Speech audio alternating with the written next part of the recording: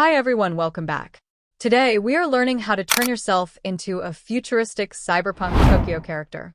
We will use the Gemini app and just one simple prompt to achieve this amazing neon look. Make sure to watch the full video to see how it's done. First, open the Gemini app. Tap the plus button at the bottom to open your gallery and upload your photo. Second, after your photo is uploaded, paste the specific prompt into the chat box. I will show you where to copy this prompt later in the video.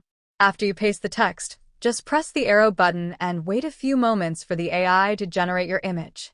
When the process is complete, you'll see a high-quality photo with a beautiful cyberpunk effect. Simply tap on the image and save it to your device. You can copy the complete prompt from the video description below. Please leave your feedback or questions in the comments. Thank you for watching, and see you in the next video.